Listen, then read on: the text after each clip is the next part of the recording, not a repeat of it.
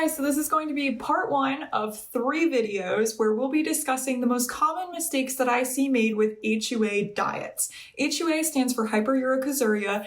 This is a genetic trait that is very common among Dalmatians and Bulldogs. For the past year, we have been maintaining about a 35 to 40% Dalmatian client list, with the majority of those being HUA, so this is a very common diet that we work on. Important to note that although this condition is common among Dalmatians and Bulldogs, it's not a common condition in general.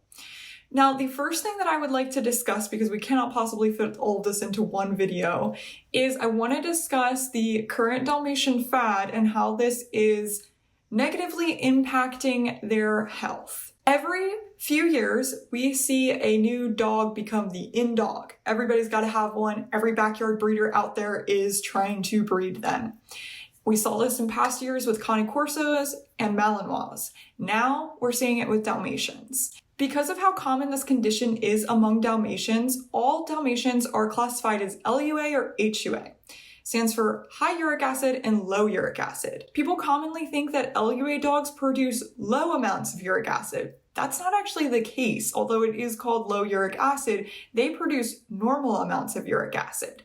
HUA dogs, on the other hand, require a very specialized diet where you're keeping track of the number of purines per 100 grams of food and paying attention to the potential renal acid load of that food to manipulate the bladder pH and create an environment that is not hospitable for those ammonium urate crystals that HUA Dalmatians are so prone to forming. It can very quickly calcify and turn into stones if left untreated. Those stones have to be removed surgically depending on their size. People commonly come to me that have had stone removal surgeries hoping to avoid a future one, and they'll report that the dog had no issues its entire life until it did.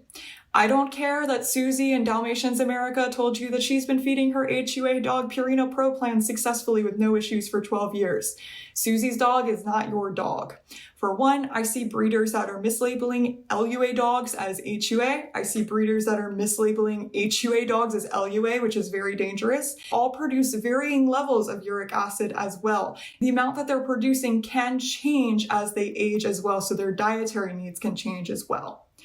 Again, it is extremely manageable with the appropriate diet and routine monitoring. Without it, you are playing with fire.